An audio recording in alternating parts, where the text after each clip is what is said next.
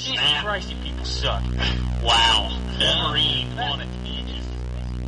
Back in the days when we played video games, it was hardcore for the nerdy and lazy. Now things have changed and all our video games are also for the casual and lady. But that's okay, you know the score. We told you a million times before. Playing consoles, not just games, is in the past. And every week you listen to the best damn internet radio crew. It's the N4G podcast.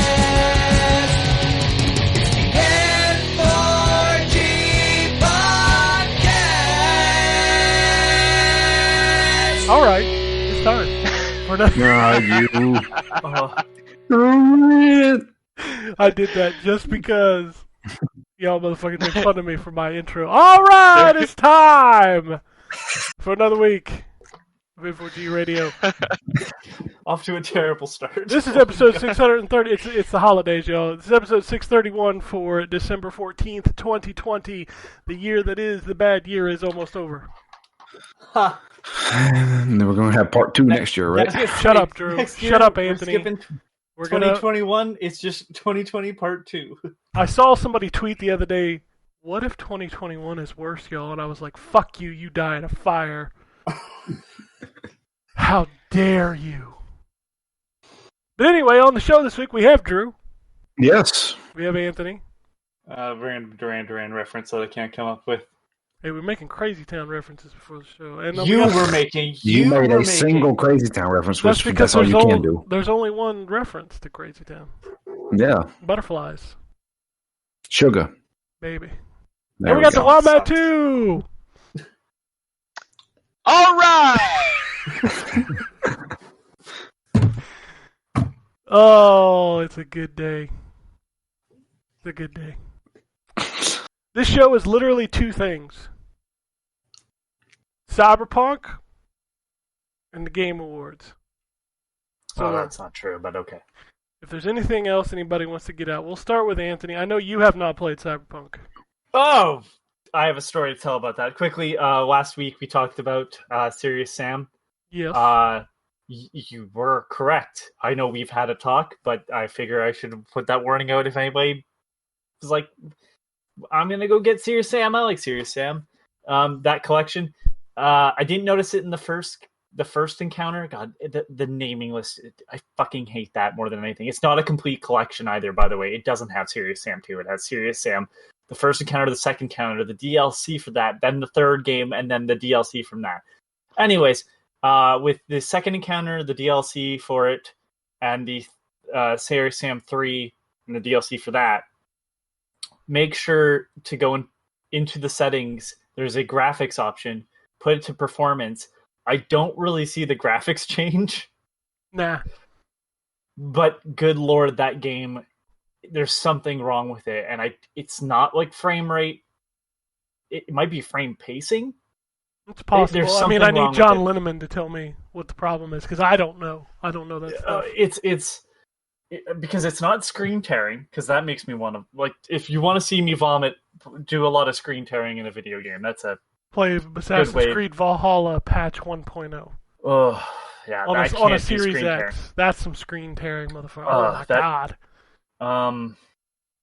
So there's that. That game's really, that collection's really good still. It's just, I had to go in and I had to play around with settings, which is weird to have on a console anyways. But the fact that there's almost no difference in between the modes, I was like, okay, why doesn't it just run smooth? Whatever. You don't want to play it in just regular standard mode.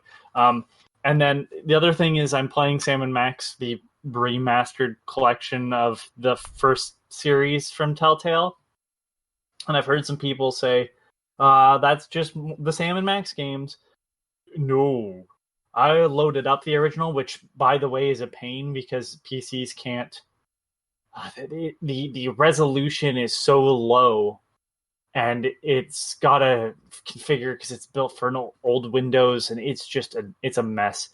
That remaster has new lighting.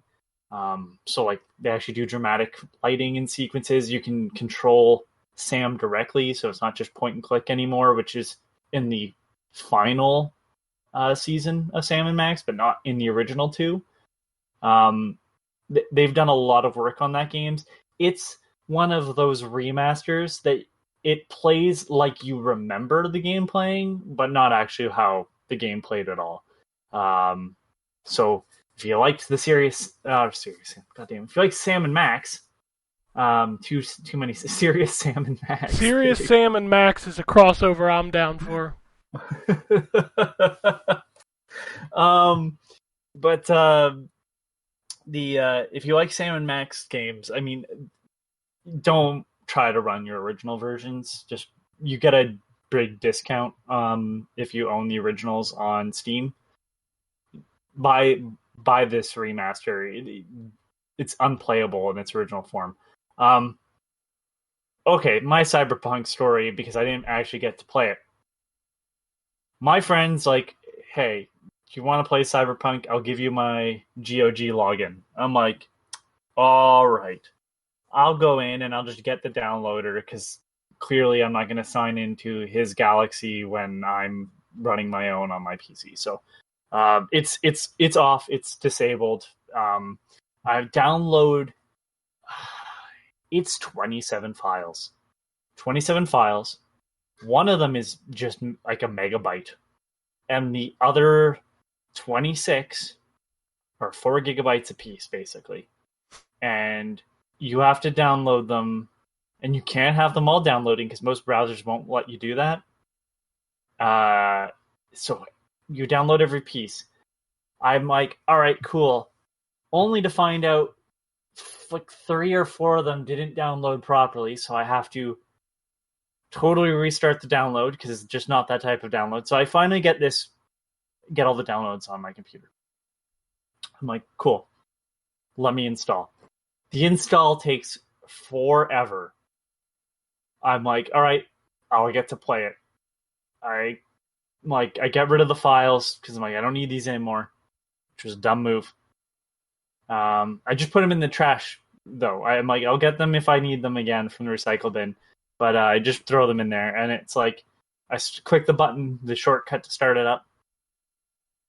Nothing happens. Not a thing. Nothing starts to run. Nothing. I'm like, all right. So now I'm going to pull all the files out of the recycling bin, and there's a bunch missing now. So I go and re-download those again. This is now basically been 2 entire days. And it's not because internet speeds, because when you're downloading from GOG.com, the sort of DRM-free installers, it's just slow. It's always been slow. It's still slow. So I wait. And I'm like, I'm going to uninstall, because I find that the actual installed folder, like the installed program, is only megabytes itself. So clearly it didn't install properly. I'm like, all right. So I install it. It goes well this time. It's actually the full size thing. Yeah, it still won't load. So now I'm like, all right, what if one of these files, many files I had to download, is wrong? So in the option for the installer, it's like, we can verify all the files. All right, verify all the files. That takes longer than the install to verify all the files. It installs. Like, now there's nothing wrong with this. It should start up. Nope. Just didn't start up. Wasted all this time trying to get this fucking thing to load. It didn't start up. I asked him, has it worked for you? He got it to run finally. This has been multiple days for him too, and he's using Galaxy. His brother, who's also using the same account, no problem. Somebody else not using the same account bought it off of Good Old Games. Sorry, GOG. They don't call themselves Good Old Games anymore. And they started it up. A friend of his started up, no problem. Cannot get it to boot back up. He closed the game. Can't get it to start. Been a fucking nightmare. I'm not buying this game, and thank God I didn't. I'd be asking for my money back. All right, next person up. Hey, speaking of, if you have it on PlayStation 4, Sony is issuing refunds because it is considered faulty. That's bad. Just FYI, I thought I'd bring that up. I saw that this morning that Sony, Sony's very big about not doing refunds on digital purchases, but if you bought Cyberpunk 2077 and you're trying to run it on a PS4 base unit and you are not happy, which you probably are not, you can get your money back. So, Drew, I'll ask you if you have anything besides Cyberpunk, because I'm sure we're going to spend a lot of time talking about Cyberpunk. So, Yeah, I got a few things. So the first one being Dead Space 3. That's a video. I mentioned that last week. Matt and I recorded our first episode. That's not a Dead Space game. No. Alien shooter co-op game. Pretty much. It's not scary at all. And the story's kind of throwaway. We've played probably 5 hours of that game, and we're just like, what are we doing? We're trying to get to this planet. That's it. Okay. All right. Well, there's some more aliens to shoot. Shoot them. It's okay. Plays fine. It is the reminder of how archaic the invite system was on PlayStation 3. Oh, God. It is, wow. Yeah, it's rough. Wow! That's what Oh, it's like, oh my God. He's got some fucking John Travolta over here. Oh, wow. Yeah. Oh, my God. Oh my God. Wow. This PlayStation 3 invite, man. It's crazy, man. I don't even understand. Like, Little bit you went in Christopher Walken over there. Walken in there That's for right. everybody's face. I'm throwing in Christopher Walken. Seems like. You want to go 12 rounds with Max Shrek, you do that. You make time 4 for years. that. 4 years I kept this thing up my ass. But anyway. Going to Silvertown. I have a similar tattoo of 2 dogs doing it. But yeah. Play Dead Space 3. It's not scary at all. It's not scary at all. Quick But question. Is any co-op game really scary? that's a good question. Like, I don't. other than just being overwhelmed by stuff, like I can't think of anything that's genuinely been scary when I'm playing with someone else. Not particularly. You hit the nail on the head. The game becomes frantic more than it is scary. Because even something that I think had really good scary moments, which was Dying Light, I felt way less like worried about stuff when I was playing co-op. Yeah.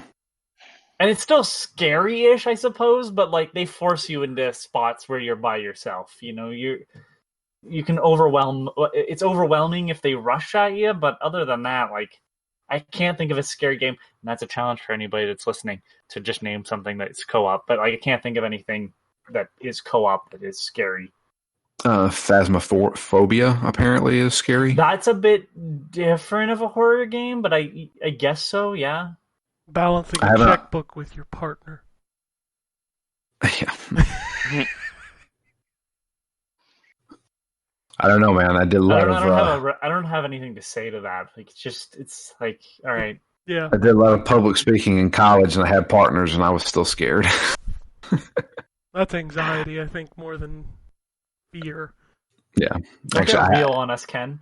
Mm-hmm. I didn't. Your real life takes is not helping this situation. Hey, I'm sorry. I actually didn't have any issues with public speaking. Oh, I was just making a joke. I can't do it. That's because Drew went up there in his underwear. Yeah. That's how it The works, audience right? didn't have to bother picturing. Yeah, I don't have to do that. They just look at me in my underwear and they're like, "Hey, well, what worse can happen?" They're totally ignoring. Yeah, they're So totally. anyway, ignoring here's my presentation on Dead Space 3. on Dead Space 3 and how insanely crazy it is. Anyway, God, I'm off the rails already. This whole show's been off the rails. All right, so the next game I played was Doom Eternal on the Nintendo Switch. Speaking of games that don't run well, No, it runs fine. It's just it looks like garbage. It's like garbage over here. I hope that this continues to be a recurring theme with you dipping into this sort of weird Christopher Walken-esque accent. You kind of also sound like the cop from Spider-Man that's like some kind of freaky Lou or something. Wackadoo. Wackadoo. What the heck was that? It looked like a giant turtle in a trench coat. But anyway, Doom Eternal, it plays fine. I have to give it to them. It plays and it runs fine. But man, does it look like a game from PlayStation 2. Well, And I looked it up because I was like, "Oh man, this looks rough." And I was playing on my TV, like I'm not playing in handheld mode. And I was like, so I just wanted to look up other people's opinions on how it looked. And the first thing that popped up was a website that I'm out. Be fair, I've never heard of it, but he did a comparison, comparing it to the PlayStation 4 Pro and how great it looks next to the PlayStation 4 Pro. And I'm like, dude, you are not playing the same game I am. Because I shared those 4 screenshots on Twitter. You be the judge. Take a look at them for yourself, because that looks like some blurry mess. I looked at them and because Ken told me about it. He's like, "Did Drew show you the the screenshot? Did he show you the 3DS version of Doom Eternal? And like, I don't know. It's a weird thing where I'm like, I look at them, I go, yeah, that doesn't look. That, like, I played it on a base PS4, and I'm like, yeah, it doesn't look anything like how I would want it to look. But you know what? The fact that it runs handheld is impressive. It's not just that it runs. It runs at 60, right? It runs good, yeah. Wait, does it run at 60? I'm pretty sure it runs at 60. Yeah. I thought the original ran at 30. No, Doom on the only game that got nerfed on the Switch was Overwatch. Overwatch runs at 30. Right. Yeah, Overwatch runs at 30. I mean, granted, The Witcher's not going to run at 60, but it doesn't have to. A game, No. fighting games, first-person shooters, and racing games all need to run at 60. Yeah. And The Witcher didn't. The first Doom ran at 60 on the Switch, but obviously it was very low res. Yeah. Then I'm actually more impressed by it. I said runs poorly. I should have said looks poor. Yeah, there's a big difference. It looks rough. It's surprising because it doesn't actually look like they did a ton of removing of the actual polygons. They just dumbed the textures down. Yeah, that's exactly what they did. And dropped the resolution. I would love to know the actual resolution, like the internal resolution that thing's running at. Because to me, it looks 480p, and maybe I'm not crazy, but I mean, if you're standing still, maybe it looks better. Yeah, because it's not. It's probably got dynamic resolution to where it has like a ceiling and a floor. Yeah, I'm sure. Like if you're inside of a building and you're not having to render outside textures and stuff like that, I'm sure it probably runs at 720. There's no way this is running at 1080 though. Just look at the sky; it's constantly running at 720p. Yeah. But I have to give it to them. It runs. The only question I have is, who is this version for? Because I can't think of anybody. The only person I could think of is if you only own a Nintendo Switch and you really want to play Doom. Listen to a podcast that the guy that runs the podcast is insistent on this is how he wants to play Doom. He's lying to himself. No, he's not. He's a fanboy of Nintendo. That's lying to yourself. I appreciate the his love, but good lord, I'm like, especially Doom Eternal. I can't imagine playing that on a if you wanted to take the game on the go, sure, whatever. But that's a very small demographic. The thing is like that's part of it for him, but like I guess I could just say it's Chris from Stone Age Gamer podcast.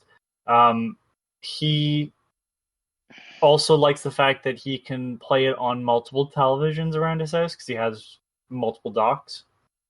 But he also has super young kids, So, I don't know how much that takes into the account of it all, but I've told them don't play it on there, but That's to each their that's- own, I suppose.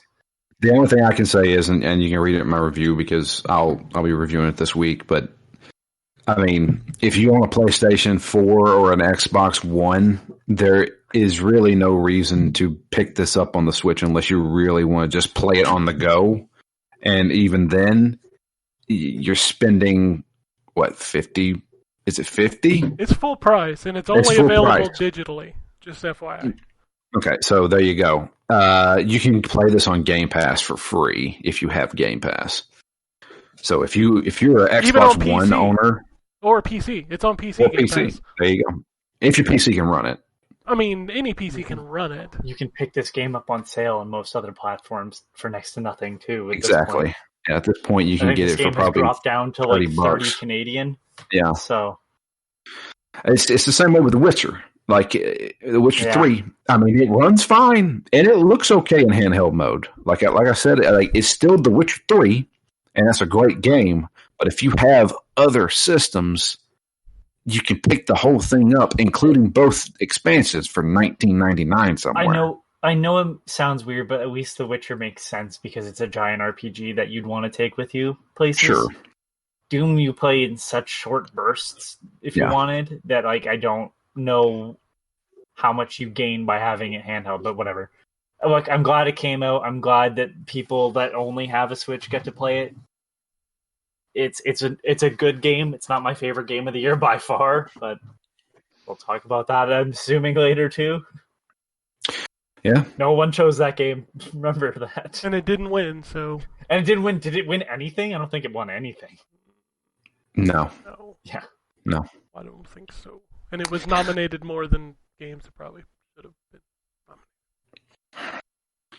But other than that, I did explore some Game Pass games. I tried Call of the Sea. Yes, that game is good.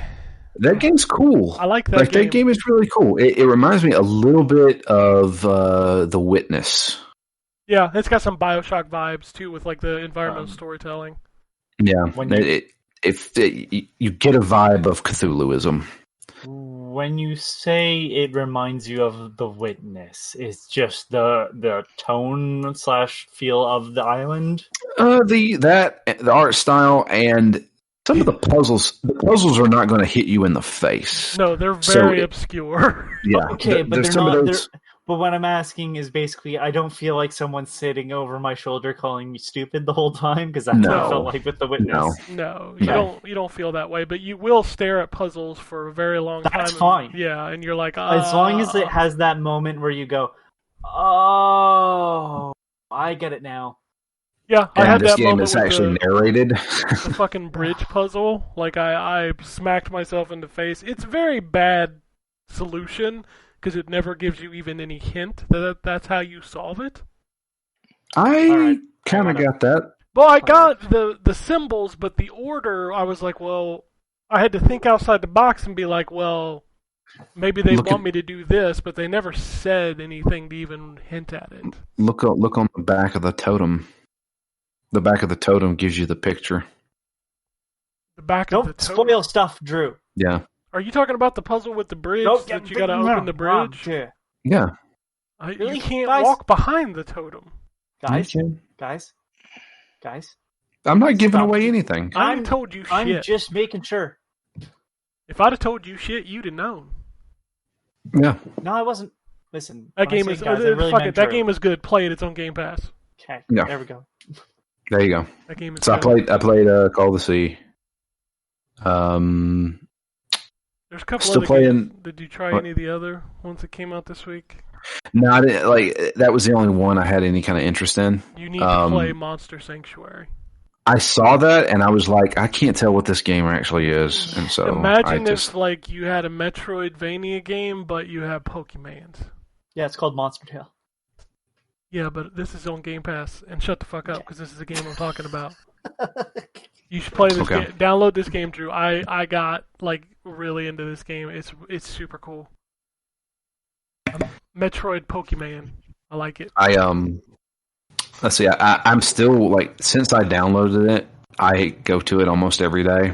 It's become kind of like my Overwatch, which is Tetris Effect connected. Yeah, that game's really good. Yeah. It's so good. That co-op mode is so good, Yep. and my co-op partners are friggin' idiots. Well, of course they Oh are. no. Because when we combine together, they're just like, I'm going to put it right here. I'm like, dude, what are you doing? Don't put the piece right there. Do you not see? I've got one ready. All right. I'm just like, and then I end with like a shit ton on my end. We need to play.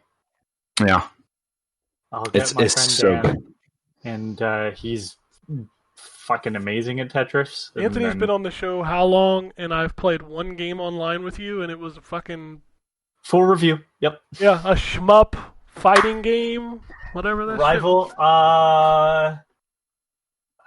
The hell was the name of that? That game was Rival Mega cool. Gun. I will say that game was cool, Yes.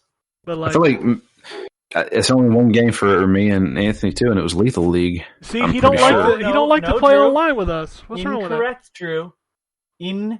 Incorrect. What else did we play played together? a co-op game for the bad game year. Oh, right. We played the Cartel. Yes. Yeah. We did. And we both That was liked actually a it. decent game. I'll tell you, not to get too head into the news, but one of y'all motherfuckers I want to play It Takes Two with, because I want to play that game. What is it? Oh, we'll talk about it. Okay, fine. That game Because looks. that's how it I'm sorry, that game looks cool as shit. And all right, one other thing I do want to mention. I did it because I wanted to get. Each week they make you get an achievement in Game Pass, and I'm like, all right. So I just download something and know I can get an achievement within probably the first 5 to 10 minutes. I downloaded Peggle 2 and then proceeded to play an hour of Peggle 2 because I like that game. Peggle 2 is Peggle fucking is- bomb. Yes, it Peggle is. crack cocaine. It is. I don't get it. I don't understand how it's so addictive. That's the only It's- game that I ever played on my phone, like obsessively.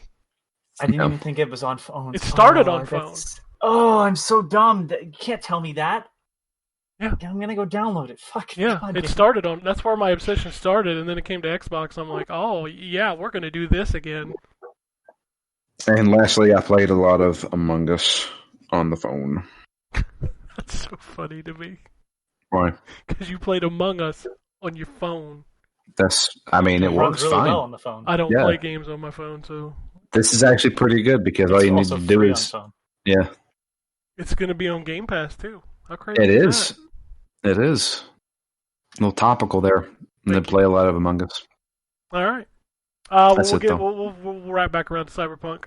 Ryan, you got anything? I mean, yeah, I played a decent amount more Assassin's Creed Valhalla. Do you like that now. Do I like it? game? Yeah. It's not. I don't love it. Yeah. Yeah. That's kind of my problem with that game overall. Like, I don't want to go too deep into the later parts of that game, but I feel like a lot of the mechanics they put in that game really wear themselves out. Like the raids, like it's the same shit, and it sucks because the in between story pieces are good, but the fucking tasks outside of them just are not. Yeah, I think it's it's fine so far. But again, I'm like 8 hours in, and I really haven't done much of anything. Did you ever finish the prologue? Yes, I'm in England. Okay. But and I've done a couple of the raids, and you start to customize your settlement and all that stuff, and You're gonna do I think a it's lot fine. of raids. yeah, that's my concern because I already feel like I'm doing a lot of raids. You got to do two. You'll get to the point where you've got to do 3 to 4 raids just to upgrade one building in your settlement, Yeah, and that is not. so I'm fun. not really looking forward to that. Yep. But anyway, other than that, what else have I played? Yeah, that's really it. Other than, and genuinely, I haven't played Cyberpunk. Like, I booted it up and messed around in the character creator, but I haven't played it. So I'm going to play probably a little bit of it today, but that's about it. All right. We're crazy. Drew will be the expert on Cyberpunk this week. That's crazy to me. And I'm not that far in either. Yeah. All right. I'll run through stuff I played. A couple of the Game Pass things. I played that Unto the End, and I played it for about 20 minutes until I noped right out of that. It is very much like you can literally die. Like if you drop your sword, it's gone. Like unless you pick it back up. It's like one of those very deliberate games that's like, this is going to be like the opening title screen's like, this game's fucking hard. It says that? Yeah, it literally, well, it doesn't say fucking, but it says this game's hard. If it said fucking hard, I'd respected it more, but yeah.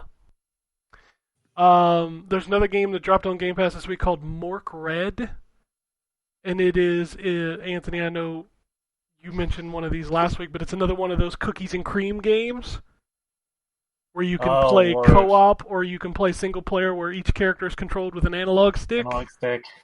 And the objective of this game is there's a giant rolling orb that you have that lights the environment, and you have to stay within the light. Otherwise, you're dead. Sounds like that Crystal Chronicles game. Yeah, you gotta stay in the light. Except I bet it's more fun because someone in the Crystal Chronicles ends up only doing that, just carrying the crystal. I don't... there was one other game I forgot. Go ahead, though.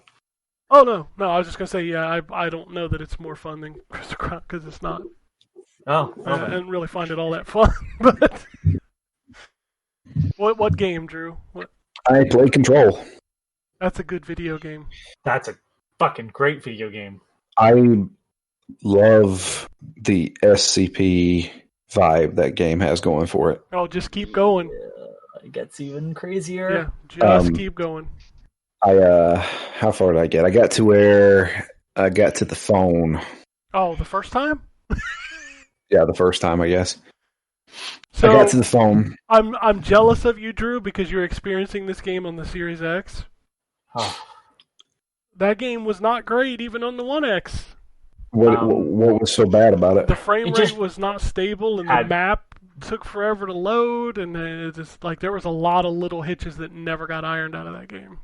So the map is garbage in that game. Yeah, but at least you can see it.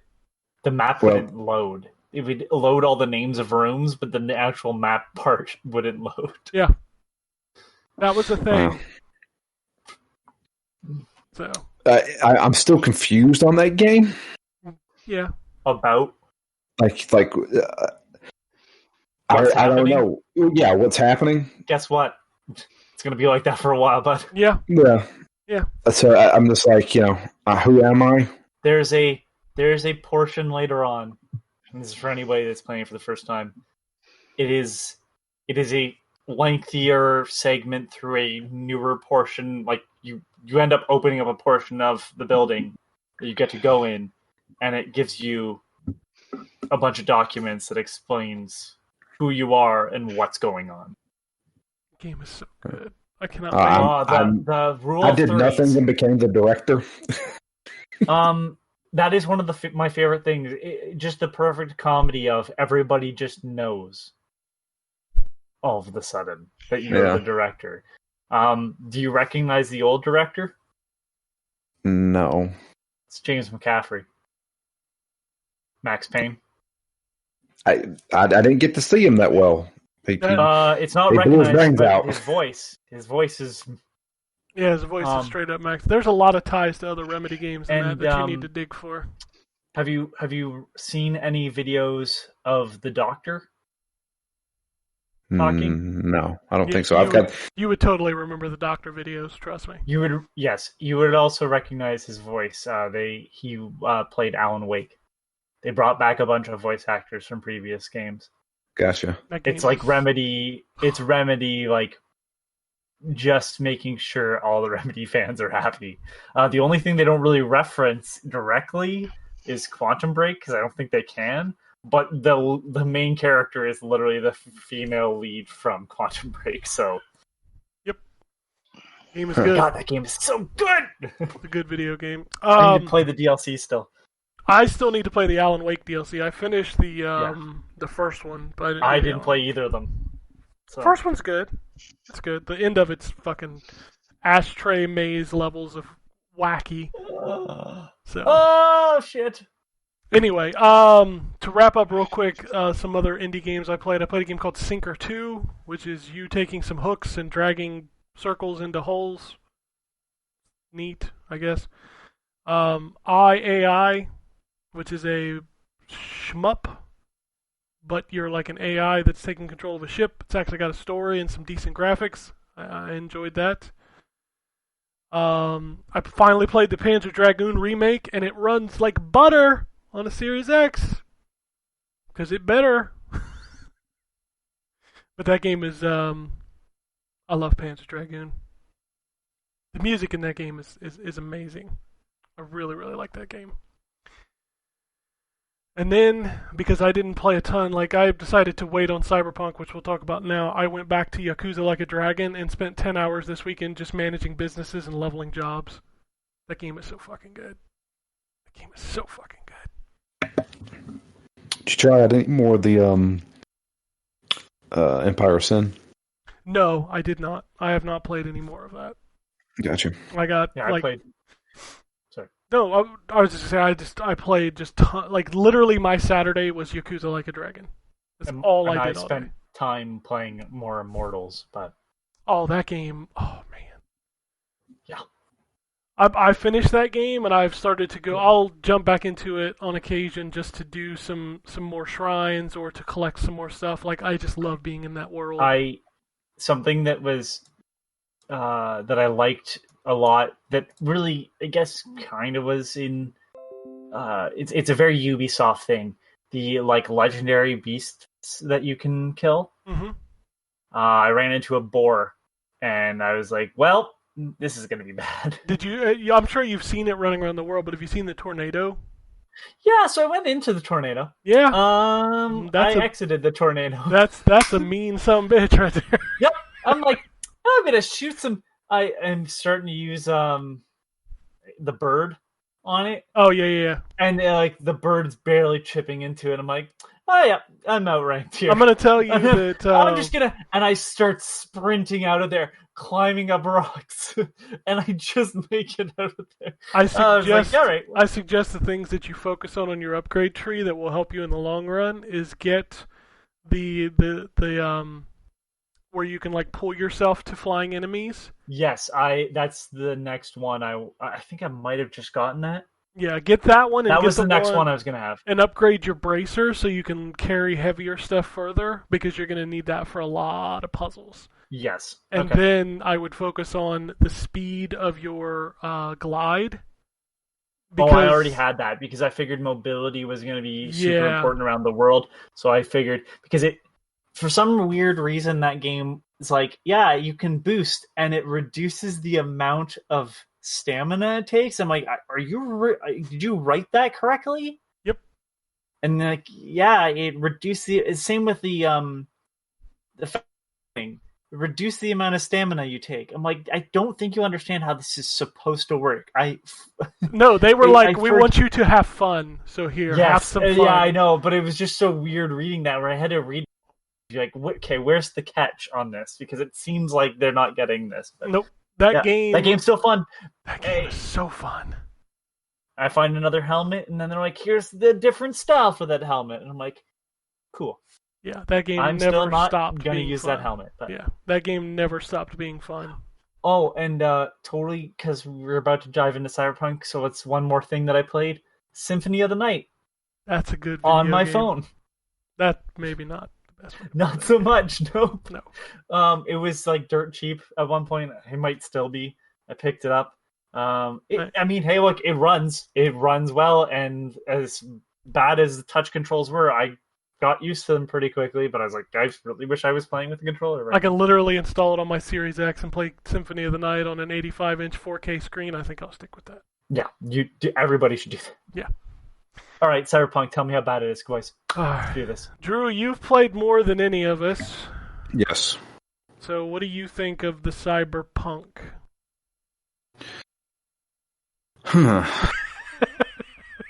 Let's get this out of the way. Drew's on Series X. I'm on Series X. Ryan, you're on PS5.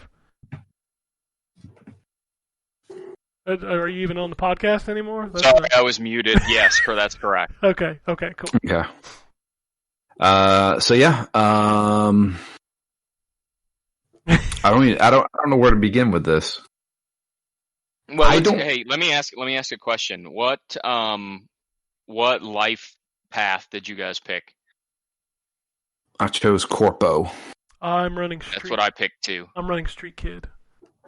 Although I've heard the Nomad is the best start because you get to start in the desert, right? As far as I know, I don't know. Yeah, you do start in the desert. Which is like looks nothing like the rest of the game.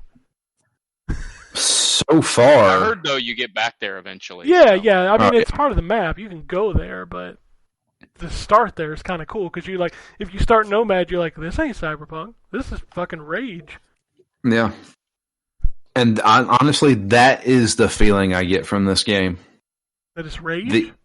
The gameplay itself feels a lot like Rage did. Ooh, no. I definitely got vibes from it. You know, I know what you're trying to say, Drew, because the way you talk to people even comes off like Rage 2 did. The way it's kind of flows stuff. Well, Rage 1, I guess, did the same thing. My dad, just because I asked him about it, because I know he's playing on a base PS4, which he said crashes a lot, which I've heard is just a thing anyways. He's like, yeah, it's kind of like Borderlands. I'm like, so you're liking it? He's like, yeah, it's fine. This is the same man who, like, last week was super excited about it. Yeah. Oh, I mean, Had his hopes and dreams die. I feel like the game is it's a little bit Fallout with like all the shit you can pick up. Yeah. But it's also like it wants to be an RPG, but it never forces you to play it as an RPG. Like you can literally just run around and headshot motherfuckers and it just kills them. I mean, people don't go down very easily, though. I mean, if you're not headshotting them, no. But if you headshot them just like a shooter, they go down pretty quick. I don't know. I mean, are you missing, Drew? I don't think so. It pops up headshot, and I've done 3 headshots, and they're still shooting at me. I've dropped people in, I mean, at the most 2 or 3, but I mean, some of them drop in 1. But I mean, it feels, I guess what I'm saying is it feels like a shooter. And I'm not saying that there's not more to it. Like, I've played 3 hours of this game. I'm going to be perfectly fair and upfront about that. And it's because I've decided to wait until it gets the patch for, actually supporting these, $500 consoles we just bought. Instead of running it in, like, a compatibility mode. So I've never had a crash, but I did run into an issue. And I asked Twitter about it. So far, I haven't got an actual answer. I was in a firefight, and I was pulling the trigger on my controller, and my character was not shooting. It was like I wasn't pulling the trigger. So I then questioned multiple things. 1, is this a glitch? 2, have I been hacked in the game, and one of the hack abilities is you can't shoot? Or 3, what? I was going to say that is an ability you can get, but I don't know if enemies can get it. See, I don't know I know you can get hacked in the game, and so far I don't think I've been hacked before. And nothing popped up on my screen saying, hey, you've been hacked, you can't shoot. Yeah, you think that they would point that out if you were hacked, like your screen would go red or something. Yeah. And then I also thought, is my controller messed up? This controller is brand spanking new. It's my Series X controller. So I don't know. It happened in that firefight, and then it happened in a second firefight about an hour later. Let's be fair about this game. It's probably a glitch. That's what I'm thinking, too. Because this game, like, people are looking for, like, common glitches, and I don't know that you're going to find any because everybody's having different shit. Yeah. I feel like I'm experiencing things that nobody else has, and then I think they're experiencing things that I haven't. I'll give you one that I've gotten twice. Have you done the car ride with Dex? Yes. So during that car ride, all of a sudden the game just froze, like it was going to crash, but he was still talking. And it lasted for about 30 seconds, and then all of a sudden he caught up. And that has happened multiple times for me. Like the game just stops moving visually on the screen, but the audio and everything still continues, but I can't do anything. Do you have the game set on performance mode or visual mode? I play in performance mode. I've switched to see the visual mode, and my God, does it look quite a bit better. But once I had the taste of the 60 FPS, I couldn't go back. So I play mostly in performance mode. Okay, so I've been exclusively on visual mode. I haven't had any issues majorly.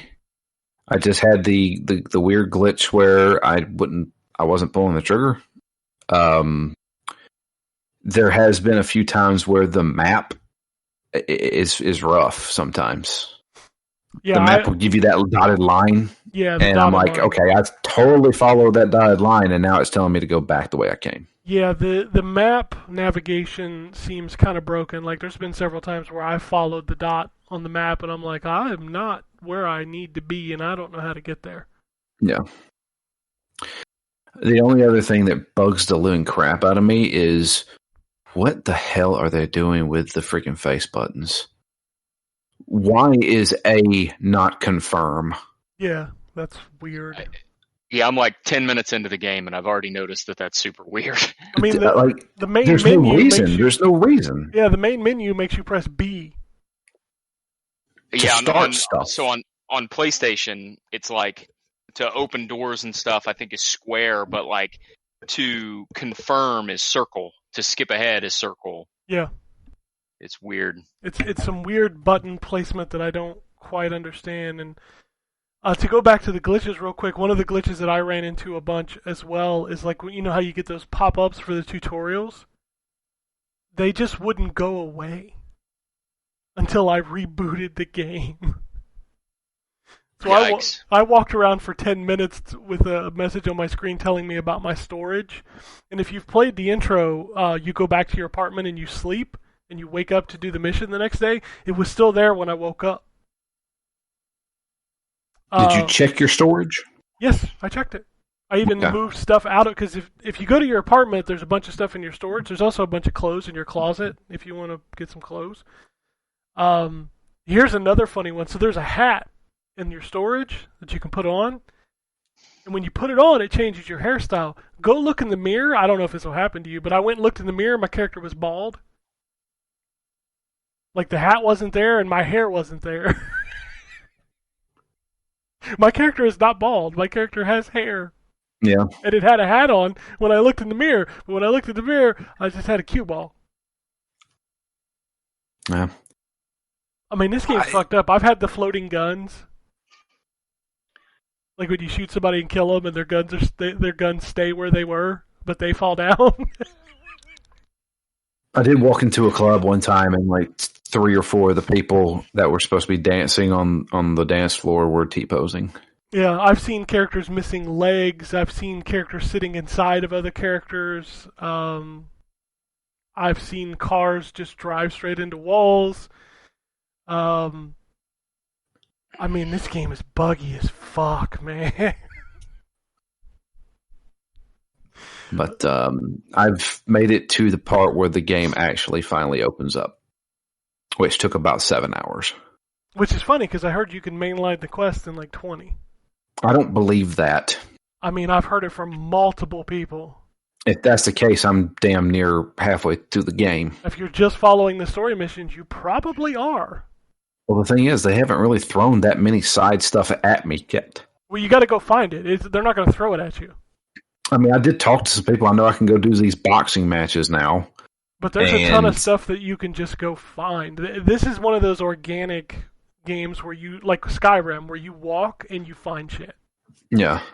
It's set up to be played multiple times, too. Yeah. Hence why the intro of the game is 3 different paths, right? And your character, I think, reacts differently depending on which path you take. Yeah. Yeah, I mean, Not exactly new ground for CDPR there, because they did that in Witcher 2, obviously, to a much greater extent. Yep. I mean, this definitely has I like the dialogue options. I like the conversations that is going on. I think the story's really good so far. I mean, there's some major stuff that happens. Like the first big mission you're going to be doing is some type of a heist.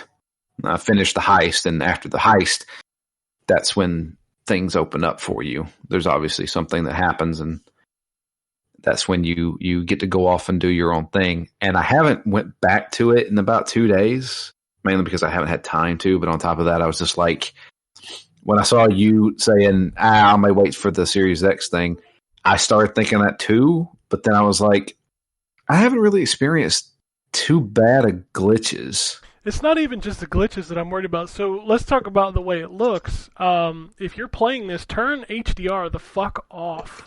Well, or that I did find some settings. So some people have now come out and said, hey, if you turn film grain off, chromatic aberration off, and use these specific settings on your HDR, it makes it look like a completely different game. Well, if you just turn it off, I have not made any settings that make it look that fucking good. Like, as soon as I turned off HDR, here's the thing, you're playing on PS5, so if you... I am. You'd have to disable it at the system level. Correct. Turn it off at the system level and boot it up. I was fucking floored. Do you have to reboot it to do that? Yes. Yeah. Okay. Yes, you have to completely... I'll give it a look, because I set it up the way this thing said, and it looks fine to me. I mean, I'm not out in the world yet. I'm just in the office building at the beginning, but it looks fine to me. It looks fine, but wait till you turn it off. Okay. I mean, it was literally night and day. I turned it off on the Xbox Series X and booted into the game, and I was like, whoa! Like, I don't know what they did to the HDR in that game, but it makes it look worse. And I have no idea how. It's like they did with Red Dead 2. Red Dead 2 wasn't even this bad. I'll tell you, the game that came close to being this bad was Nier Automata on the Xbox One X. With HDR on, that game was washed out to fuck. When you turned it off, you're like, whoa, this game looks really good. And it's just one of those examples of where HDR is not like it's not like a universal kind of setting, like every developer kind of does it differently. And when developers fuck it up, it really does downgrade the game. Like, I feel bad for people who haven't seen seen Cyberpunk without HDR on, because it literally is a new game. It's crazy. Yeah. Like, they just need to disable it until they fix it, because it's a pain in the ass to turn your HDR off in your system settings. I will say this, especially I can't attest to the other life paths that you choose, but Ryan, anytime you get the option to choose a dialogue that has to do with the corpo, do it. Yeah. It changes a lot. That's one thing I have to give CD Projekt Red, is that if you do things a certain way, they give you completely different options. Yeah. Like there's multiple things that I did during the big mission, like getting ready for the big mission, that completely changed an option for me. Yeah, and I heard that there are missions that are, like, at least parts of missions and stuff that are completely locked out depending on your origin. Yeah, for sure. The Street Kid stuff shows up as well. Like, it'll say Street Kid next to the dialogue option. Yeah. Yeah. So I would definitely do that. I think the way they're handling the RPG elements of this game is pretty well done. That's kind of the thing that, like, the overall that I'm getting about this game is, like, this game is really good. Like, the nuts and bolts of it. I just don't know that I want to experience it in its half-ass form right now. Yeah. And I think that's another reason why I'm going to wait, because by the time they get to the next-gen patches, they're probably going to iron out all this bullshit that I'm running into. Like, did you fight the twins, Drew? The twins. There's a mission where you can go fight these twins up on a rooftop. No. Okay, well, I won't spoil anything that happens in that, but I fought them. Is that a side mission? I don't know. Fuck if I know. Like I said, I only played for a few hours. I have a feeling some of them are going to be based on your background. Like, why would a corporate guy and a street urchin for the same fight. Okay, Right. well, Yeah, I mean, you may still be in the The beginning. storyline merges at some point. I'm sure Anthony, it does, so but I mean, You like, can tell. You can this tell when the early on- storyline merges.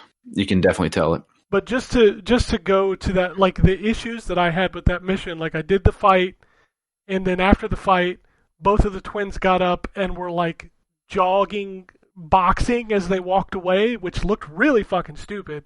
And then when I had to go talk to them to get my reward, the prompt for the talk to button never showed up. So I couldn't even complete that mission even though I finished it. And it's shit like that I'm like, why would I immerse myself into this world when I can't even complete the missions that you're giving me to do? Remember how I said, like, people were probably gonna... I don't remember what I said exactly, but I've seen the response, and I will be honest, I did not expect it to be this negative, and for good reason. I'm surprised the reviews were as positive as they were, knowing how buggy this game is. I mean, the game is really good. But That- you're right. that- like, but- the but, bugginess I mean- should be taking some of these scores down, because this is what they're selling. And it was very telling that CD Projekt Red nor the PR company handling it would send out Xbox or PS or PlayStation codes before launch. And we know exactly why that is, because if you played it on a base console, this game fucking sucks. Like, I've seen some videos of it, and it is... I wish I had an older console to test it on. Honestly, I've seen some that look great. I'm like, wow, that looks pretty good for like an old console. And then other ones that I'm like, that looks exactly like Destiny did on PS3. Yeah, so Just- Ken, by the way, I just did the turn to HDR off, and it looks about the same. So maybe I'll try it again when I'm actually out in the city and see if it makes a difference. But I don't know, man. I could tell it just when the text crawl that comes up when you first boot it. yeah, I could see it there. Like the popping of the red text was so much, and it like when I booted up with HDR on. So here's what I'm under. And I'm not a technical guy, so I don't know if this is true. So here's what I'm hearing is happening. So when when Cyberpunk boots, and maybe this is just Xbox, I don't know. When it boots, it doesn't trigger your TV to switch the signal properly to HDR. So it's trying to push HDR colors through an SDR signal. Like, I've read that's what happens, because I will tell you, as soon as I turn off HDR system level on Series X and boot it, and I was having a conversation with Terrence about this on Twitter, like it's night and fucking day. Like, details show up in the world that I never saw. Colors show up in the world that I didn't even know existed. Like, it was that big. Normally, I don't make a big fuss between HDR and non-HDR when there's a bug. Nier Automata is the only one that I ever went through the trouble of turning off the HDR. But man, Cyberpunk was huge. And maybe it's different on PS5. I don't know. I don't have the PlayStation version, so I don't know. well, tell you again, what, it'll be easier for me to tell when I'm out in the actual world and not just in a office building. Yeah. I'll tell you what I'm going to do right now. I'm going to try it. So I'm at where I saved my last game. It's like a nighttime scene with neon lights and stuff like that. I'm actually going to try it right now with HDR off, and then I'm going to turn it on. I'll let you know what it looks like. All right, well, you do that. But to kind of go back to the game itself, I really want to play the game, and I think it's a wonderful game, and I think it's going to be an amazing experience, but I just don't want to play it right now. I just don't. I've probably run into a dozen issues in the 3 hours that I've played it. Now I have the question, and this is just because I've seen a lot of rhetoric online, and I don't take that into account, but a lot of people have felt like CD Projekt Red has squandered any goodwill that they had. I don't. With this. I think that's hyperbole, because The Witcher 3 was kind of a mess at launch too, and This bad though? I don't remember. That's been what, Ryan, 5-6 years ago at this A point. lot of it was more of design decisions. If I'm no, correct. that game was buggy. No. That game was buggy. Yeah, Changed it the was buggy combat when it system. first launched, for sure. Yeah. It was buggy when it first launched, for sure. Okay. Yeah, I mean, and the so was Witcher 2 had some bugs at launch too. I know on the PC that they eventually patched. I think there's two sides to this. It's not right for a game to launch that's as bad as it is on PlayStation 4 when they're still and Xbox One when they're still selling those consoles.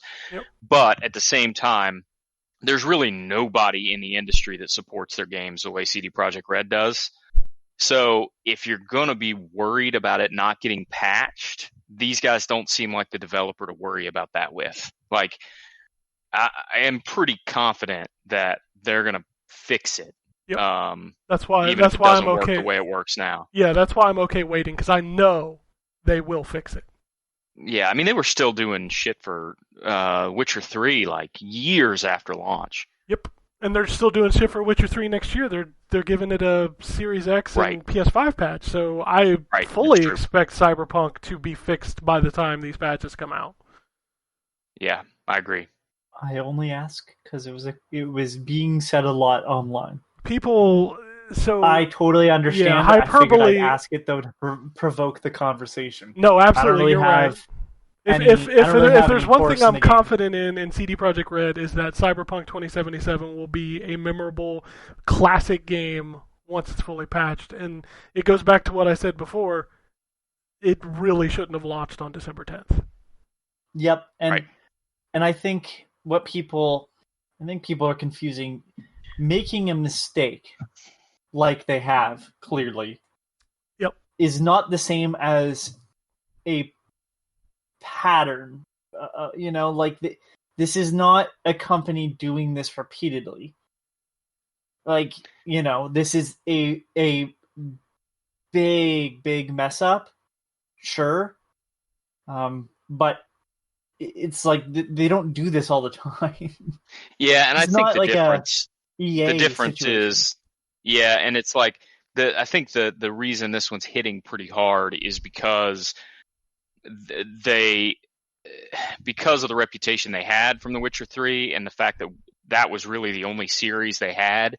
This is their first time doing something else, and it has sort of crashed and burned on arrival.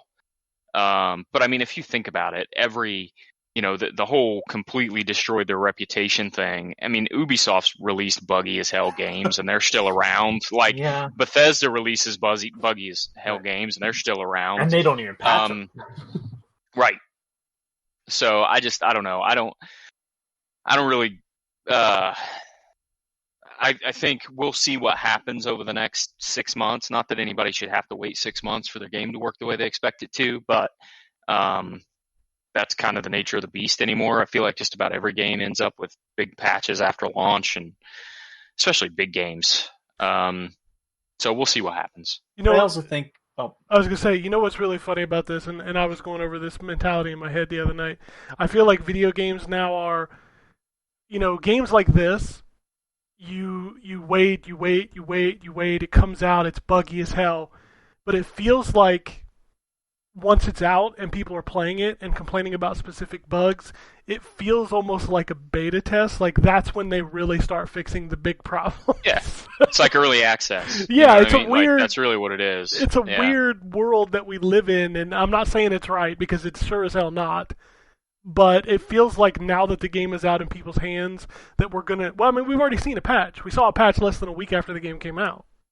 Right. So I totally expect this game to be better next week, really better next month, and probably perfect by the mid of next year. So, which again, I mean, is not. It's not good. That's not what you want, no. Right? Like the game should work, and the what really honestly should have happened here, and it was never going to happen, but really honestly should have happened here is as soon as it was clear that this thing wasn't going to run on base PS4 and base Xbox One, they should have just scrapped it and diverted all those resources to the next gen version and released it there. Yep, that was pure greed right there because they wanted the money. That's exactly what the next thing I was going to say. The problem is I mean, you saw the stock price hit they took just from releasing it buggy. Yep. The core of this issue, and the reason I said it's not realistic, is because you release this game, it runs like crap on PS4 and Xbox One, which sucks for people that have been anticipating it and still have a PS4 and Xbox One. But guess what? They've already made back their money. Yeah, in the first day. Yeah, just from the pre-order sales. Yeah. So now everything's gravy from here on out. They can take resources and they can use it to fix the game.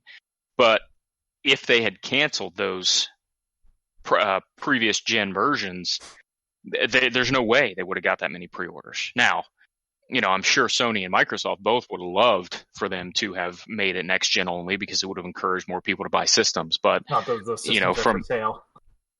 well, that's true. But on the CDPR side, like you gotta go where the money is, which is what they did, and it's completely valid to criticize them for that, and for, quite honestly, a lot of other things. But the question of post-launch support is one that I think has been handled already. Like, that's not something that I feel like is necessarily a criticism. They'll support this thing until it's where they want it to be. I guess like I said, there are plenty of other things to criticize them about with respect to this game. Post-launch support's not the area I'd focus my guns. Nope. I agree. And I look forward to playing this game next year. I wrote down some stuff while you're talking. I think the biggest thing about it is that people, and I can't just blame people that are playing the game that have bought the game, but like, people had a lot more hype about this than CD Projekt Red's Witcher games. I know Witcher 1 is a niche title. I know 2 was definitely more popular, and I know 3 is an amazing selling game. But when The Witcher 3 came out, the hype train for The Witcher 3 was not the same as it was for Cyberpunk. Cyberpunk was totally bigger than that. Like, just so much bigger. And, maybe you shouldn't have had the hype. But I also blame CD Projekt Red on that. They also didn't do anything to quell that problem.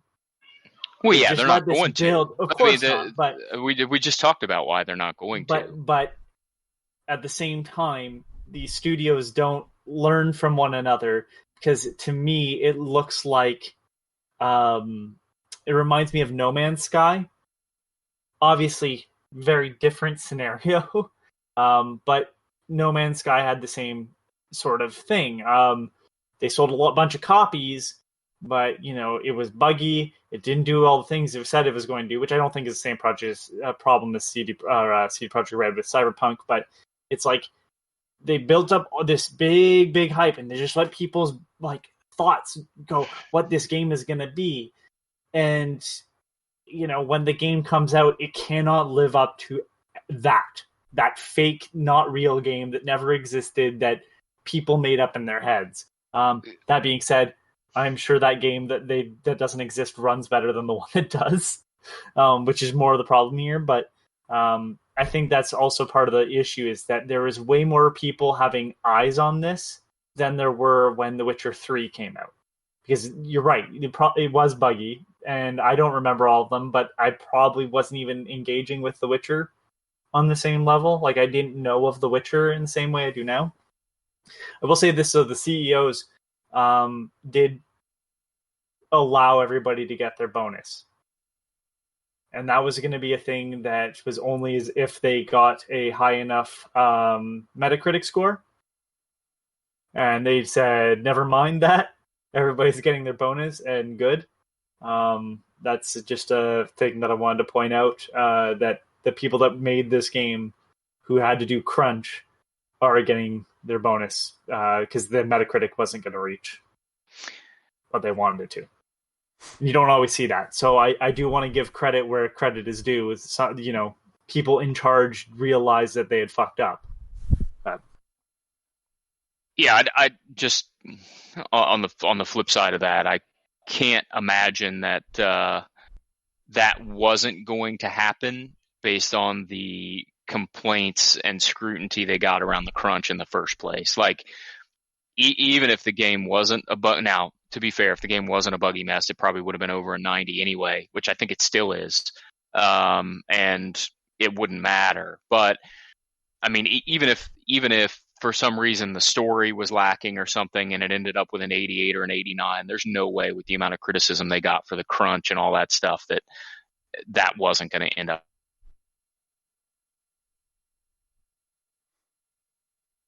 Did we lose something?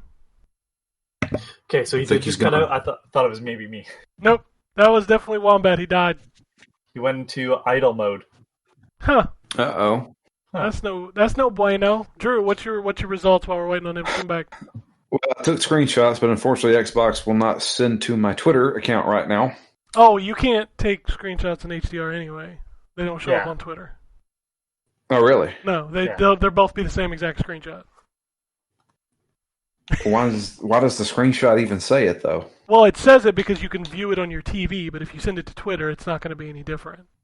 Well, looking at both of them on my TV here, the HDR looks like you put like a light bloom on everything. It's almost like somebody shined a flashlight on my TV. Well, I was gonna say it looks like when you have a astigmatism and you're driving at night. Yeah, it looks like somebody turned the brightness up on my TV a lot. It's got Your that HDR neon settings fuzz. might be bad. I mean, I've calibrated and everything. The halogen glow. I don't know. I know HDR is broken on this game. Yeah, I'm more. It's weird. I'm disappointed, even though I'm not playing the game. I'm just disappointed. Everybody's disappointed. I mean, like I said in the conversation, I look forward to playing this game in 3 to 6 months. Yeah, And it's going to be amazing when I play it in 3 to 6 months. But if I played it right now, I would be experiencing a lesser version of a wonderful game. I don't remember who said what, but I'm pretty sure I said that this game wasn't coming out. No, I said it. I made the joke. I'm thinking we might have been on the same page. I don't remember for sure, but like, yeah, it shouldn't have. Nope. It should have taken some more time. Yep, absolutely. Yeah. So I don't know what happened to Wombat. I guess we can move on. Cyberpunk is a wonderful I'm game. back. Sorry, Oh, he's back. my system did something goofy, so I apologize. No, all good. We were just finishing up Cyberpunk. It's a wonderful game that I'm going to wait to play personally. So I can't wait to see what it looks like once they actually... Because if you know the version that we're playing, even on Series X and PS5, that's not a PS5 or Series X version. That's just the PS4 and Xbox One version of that game. Right. So, boy, can't wait till they actually make it. Because I've seen some of the PC footage. Holy shit. That's a good looking video game. So, anyway, if you're like me and you're waiting for Cyberpunk to play it, I apologize, but there's absolutely nothing coming out this week. So I'm going to go through the new releases. There's nothing coming out for PS5 or Series X natively this week. PS4 and Xbox One stuff. We're getting Five Nights at Freddy's, Help Wanted, MXGP 2020, Arcade Archives, Markham, and a DLC for Neo 2 called The First Samurai. We're also getting a new DLC for Gears 5 called Hivebusters, which is a single-player campaign DLC. Looking forward to that. We're getting Colossus Down, Synthetic Ultimate, Elemental War TD, Monster Train, Wilmot's Warehouse, 60 Parsecs, 60 Seconds Reatomized, and Catch. Then, on the Nintendo Switch, of course there's a billion games coming out for the Nintendo Switch this week, because of course there is. You're getting Boot Hill Heroes, Collection of Saga, Final Fantasy Legend, Dark Grim Mariopolis, I guess that's how you say it, Dicey Dungeons, Indivisible, Collector's Edition, Shakes on a Plane. That's pretty funny. Abyss of the Sacrifice, Body of Evidence, Crawlco Block Knockers. Wow, that sounds dirty, and it's not. Demo Reborn, Defendtron, Gems of Magic Lost Family, Mercenaries Blaze Dawn of the Twin Dragons, Outbreak Lost Hope, Toho Luna Knights, Traditional Tactics NE Plus, Unto the End, Yum Yum Line, Dark Arcana the Carnival, Freddy Spaghetti, and Shikaku Shapes. You know any of those games coming to the Switch this week? Me. I'll be honest, I zoned out No. completely. Yep. All right, let's do some news. Before we get into the Game Awards, I wanted to bring up this very interesting thing. I don't know if y'all know who Herman Hulst is, right? Yes. No. Okay, he's the head Guerrilla of Games. Sony. Yeah, Right it was now. from Gorilla. Okay. He posted a picture on his Instagram of his cat trying to catch bug snacks. And savvy gamers noticed that his PlayStation 5 is upside down. Interesting. And immediately I was like, "Oh no, are we going back to PS1?" You got turned upside down to get the disc to read. Oh no. But yeah, he's got a picture on his Instagram of his cat attacking the TV. Which, by the way, don't let your cats claw your TVs. Come on now. Yeah, that's just not good. But his PlayStation 5 is upside down. Did you see the video? But speaking of cats clawing TVs, did you see the video of the cat jumping after the lightsaber? Yes, I did. That was amazing. It's pretty funny. So yeah, that's pretty funny. Give me a second here. All right, so we had the Game Awards this week. Did y'all watch it? I know Drew did. Before we I get did into not. that, I have some news that kind of isn't going to be reported anywhere. But remember all those get a game for a cent on the Nintendo Switch? Yeah, where they move up their sales so they show up at the Yes. top. Yeah. That seems to not be a thing that can be done anymore. Oh, Nintendo's finally put their foot down. about time. Yeah, a friend of mine at Touch Arcade found out that that seems a little weird, and somebody that is a dev tweeted at him with that they won't allow discounts past $1.99 in most cases now. Oh. I know it's a really kind of unimportant thing, but the race to the bottom has now a bottom that is not a cent, literally the lowest amount of money you could pay. Yeah, I found that kind of interesting that they've kind of put their foot down on that. Makes me sad because I picked up a lot of unique games for 3 cents. Yeah. So, And then the other one is more of a ha-ha, let's look at point at this asshole and laugh. You know who George Broussard is? Yeah. Yeah. There was a Kotaku article talking about how games under crunch conditions don't deserve Best Direction awards, which, good point. And he said, "Oh, fuck off. You have no idea what it takes to ship a world-beating AAA games." I'm reading this verbatim. And you take the word of disgruntled ex-employees versus the hundreds that are happy there. Also comparing a 20-man indie to a 300-person studio is stupid. George Broussard, for those who don't know, is the man that was in charge of Duke Nukem Forever.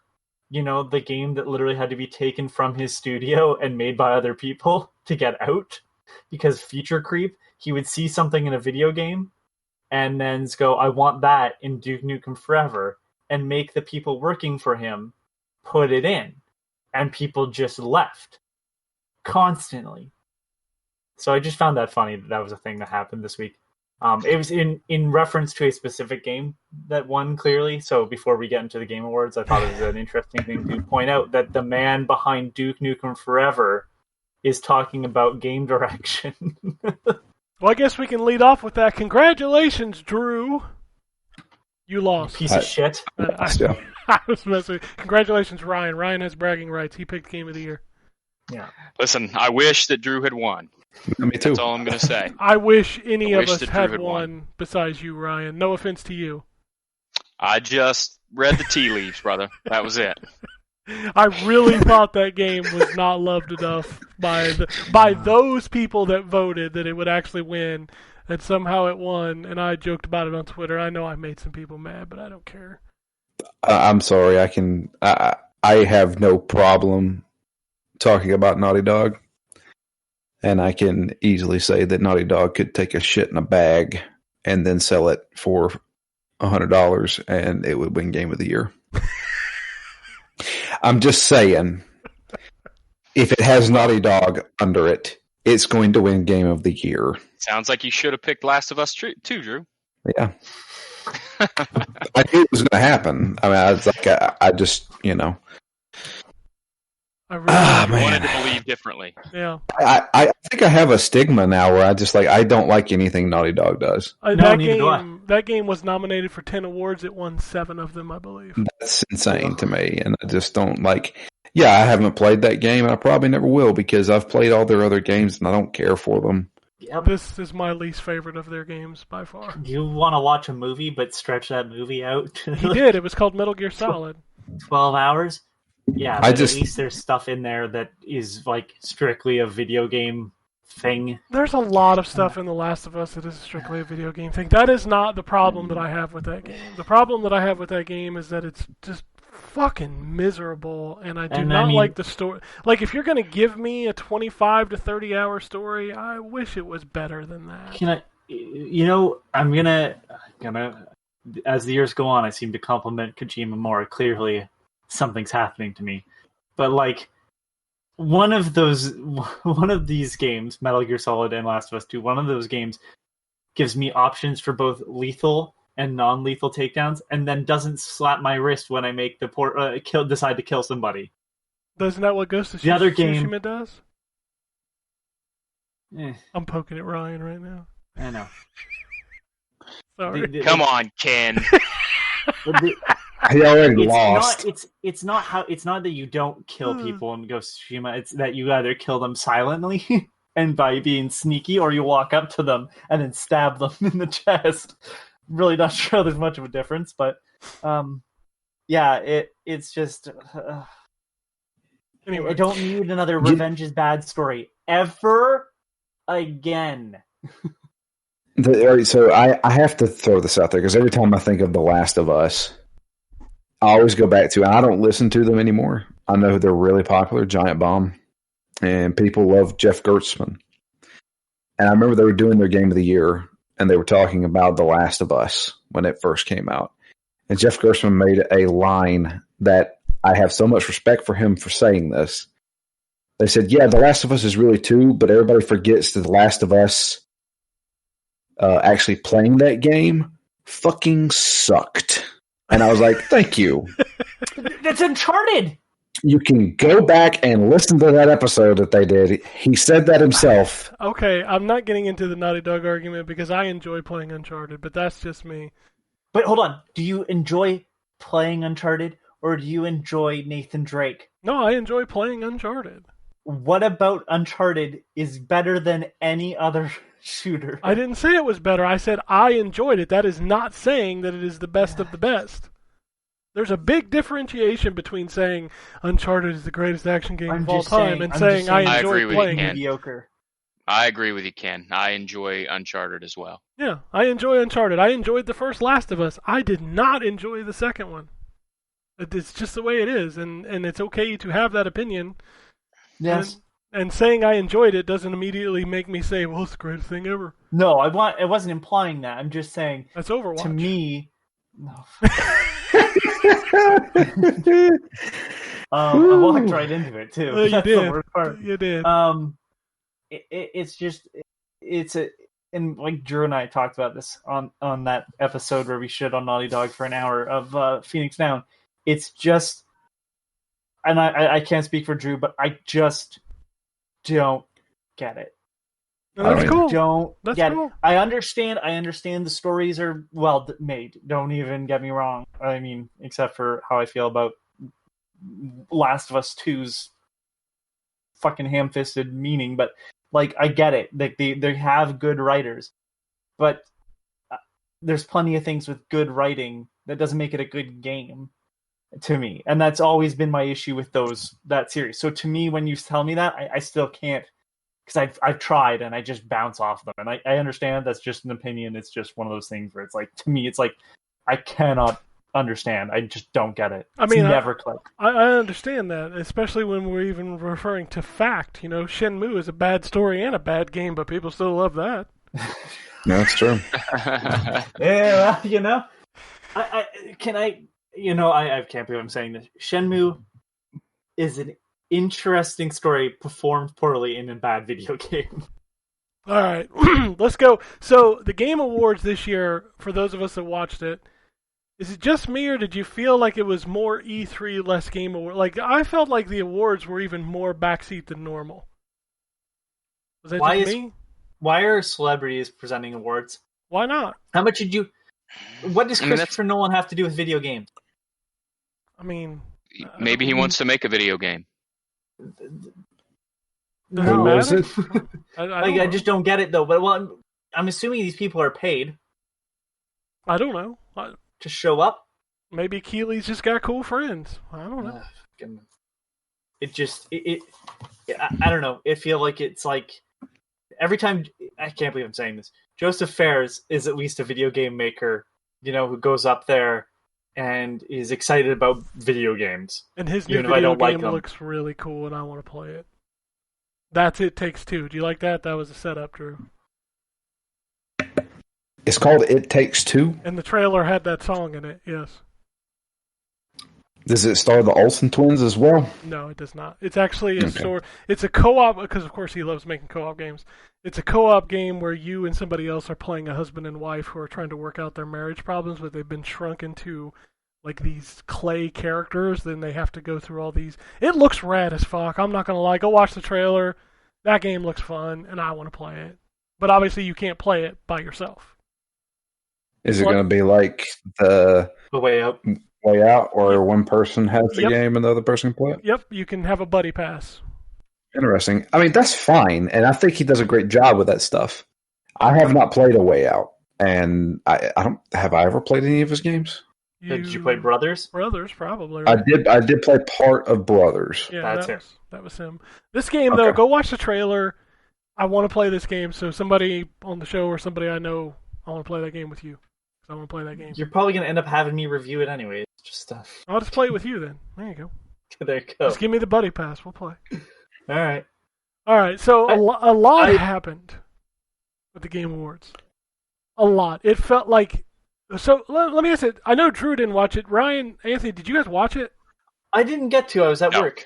I didn't watch it. So I'm the only one who watched watched some it. of the clips afterwards. Like I watched the trailers and stuff that I was interested in, Okay. but I didn't watch the awards live. And Holy I got haven't live seen- updates. Anything of it? Okay, I don't even know what was announced. All I know is Sephiroth is coming to Smash Brothers. That's that was it. literally the first thing that happened when the show started. That was the first Okay. thing. So yeah, Sephiroth is coming to Smash. Nintendo actually sent me a code for the Fighter Pass 2, and my son about lost his mind because he hadn't played Minecraft Steve yet.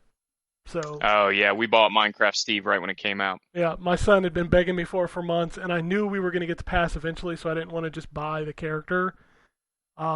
But Nintendo did end up sending us a pass after the Sephiroth announcement, and I loaded it up, and my son about lost his mind with Minecraft Steve. So.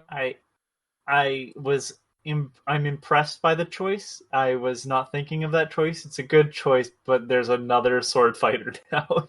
There is another sword fighter now. When that trailer happened, the first thing that my brain went to, because I was not watching Twitter, I was like, man, Twitter right now is weeaboos gone wild. Holy shit.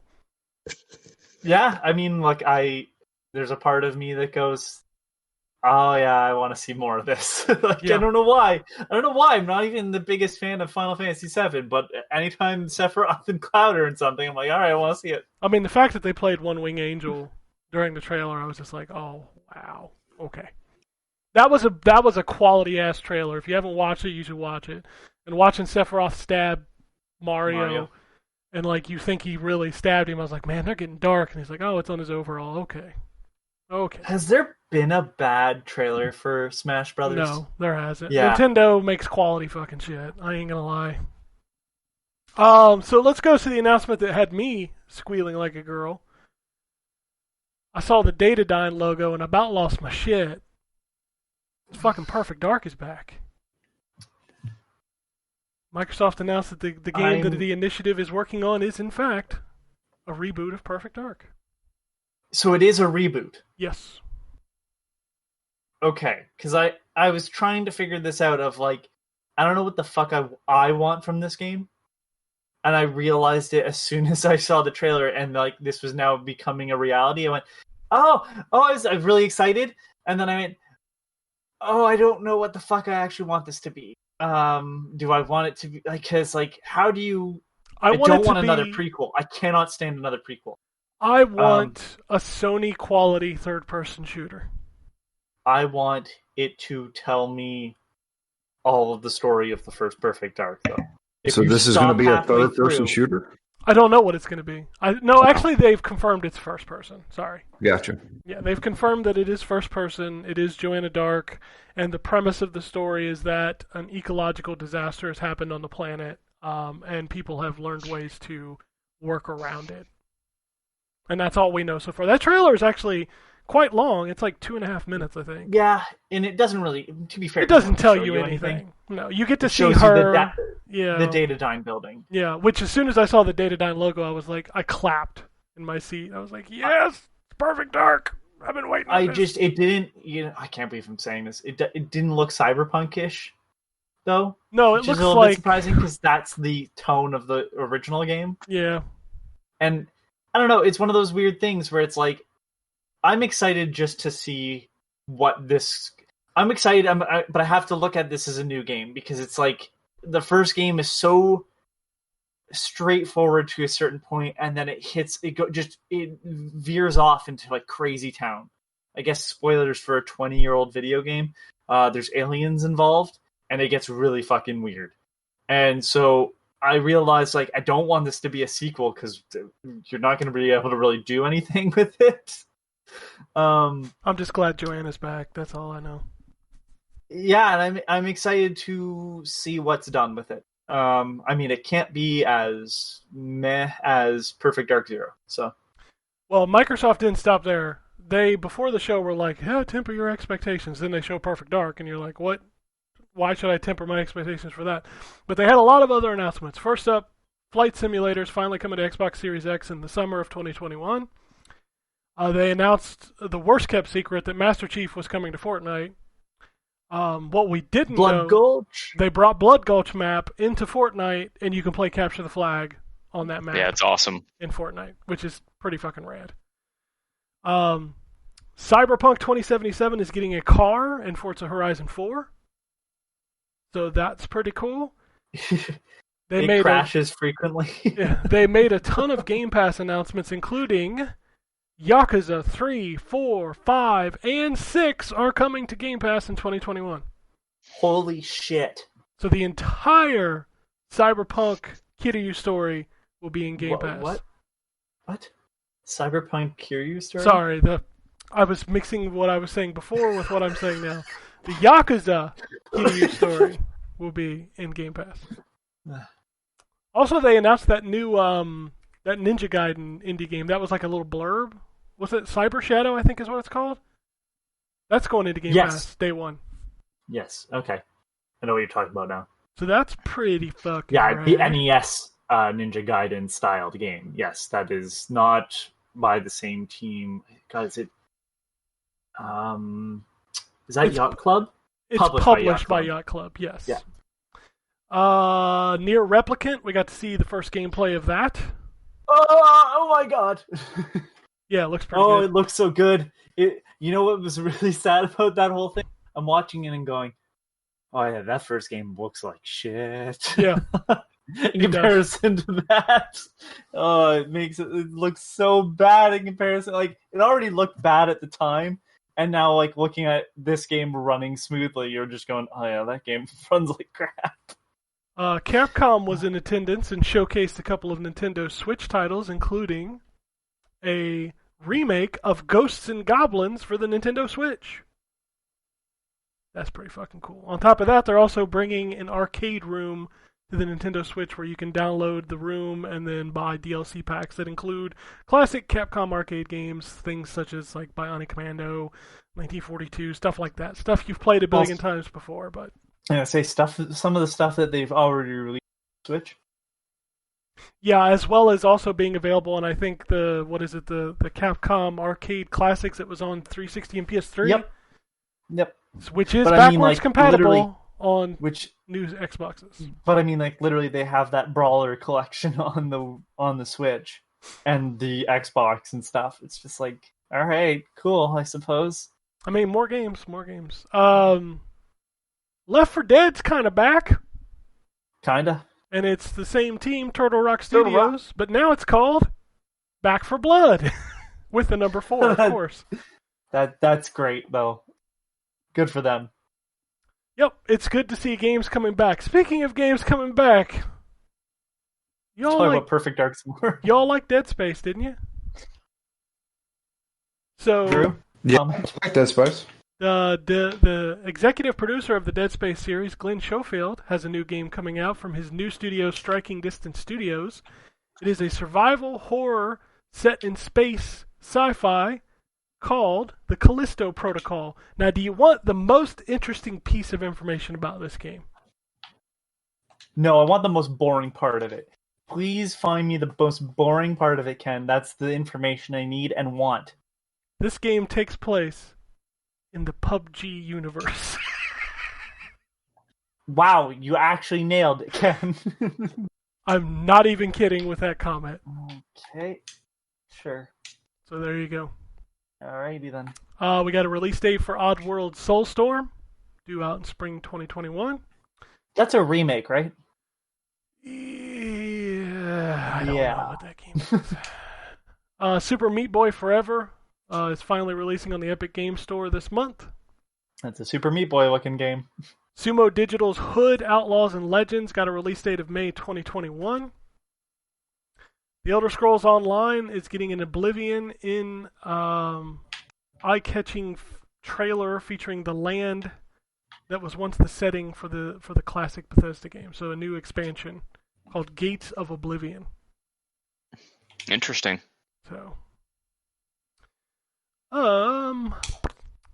okay, this was the one that I lost my brain about. So, there's a trailer, and it's like prehistoric, and then fucking Vin Diesel shows up, and he's throwing spears at dinosaurs, and I'm like, what the fuck? It's Ark 2.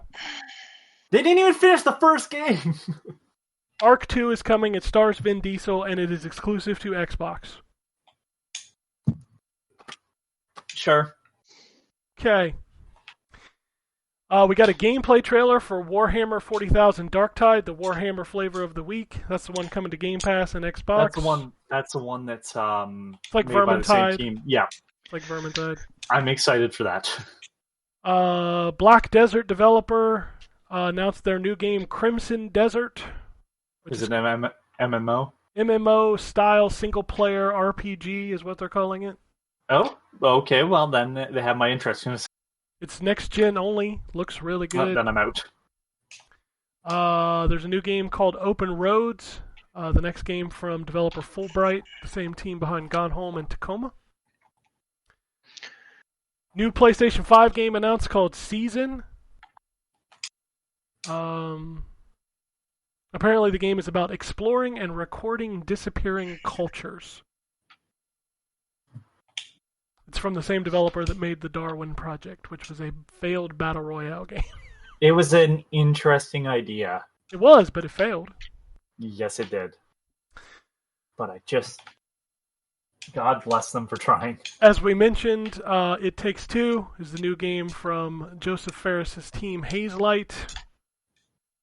Disco Elysium is coming to consoles next year. They are voicing every single line of dialogue. Yep, it's coming to Nintendo Switch first, and then PlayStation and Xbox after. Also announced for Nintendo Switch exclusively was a remake, a director's cut of Sea of Solitude. Only for Switch, though. Only for Switch. Which is kind of disappointing. Yep. But okay. Multiplayer game updates. We got Among Us, a new map, the airship map. We also got details on Fall Guys Season 3. Somebody's yelling in the background. What's up? So, We got our first gameplay look at the single-player League of Legends RPG from the guys that made what's that game called? Night War Battle something. The Joe Mad team. And as soon as you see the footage of this game, you're like, "Yep, that's some Joe Mad art." Dungeon of the Endless from Sega and Amplitude. A Just Cause mobile game, because that's where we wanted Just Cause to go. They announced a new Evil Dead game coming next year. groovy. Yeah, it looks pretty good, actually. There's a Western horror-themed game from Flying Wild Hog called Evil West. And then they added Unreal Tournament weapons and skins to Warframe. That was supposed to be an Unreal Tournament. Back when it was Dark Sector, it was actually started off looking more like God, what's it called again, Ken? The game they're adding the guns to? Warframe. So Warframe, when it was Dark Sector, in its early development, it was supposed to be linked to Unreal and was going to be looking more like Warframe. And then it changed into what Dark Sector became. I keep hearing Drew's controller clicking. Yes, that's what I get getting distracted by. Sorry. All right, and then the one more thing. They had one of those. You want to guess what it was, Drew, since you didn't watch it? No, what was it? Mass Effect. He can't. Say Mass he Effect. ate Doritos. It literally was just a video of Liara smiling, and it said Mass Effect will return. Hey everybody, Mass Effect will return. The As if anyone didn't know. Yeah, we knew it was coming back, but now they've confirmed that it takes place, with the original characters, which is why people... Dark Sector, I remember. I really like Dark Sector. That game was alright. The glaive, man. The motherfucking glaive. I have the comic book, which is Dark Sector 0, too. I own that game on PlayStation 3, PC, and Xbox 360. I like it. That game was fine. It's not great. I totally It was fine. It was fine. But it was also made in the city I lived in at the time, so I was very proud of it. Yep. By the way, I watched the trailer for It Takes Two. Okay, yeah, Ken, we're playing that Yeah, together. I told you that looked cool, right? Yeah, it does. It looks way better than the last game. Holy shit. So go ahead. No. I was just going to say, I think the game looks cool. So my son is super excited about Arc 2. He and his friends have talked about it all morning and have talked about how great it looks. I can't get into that game.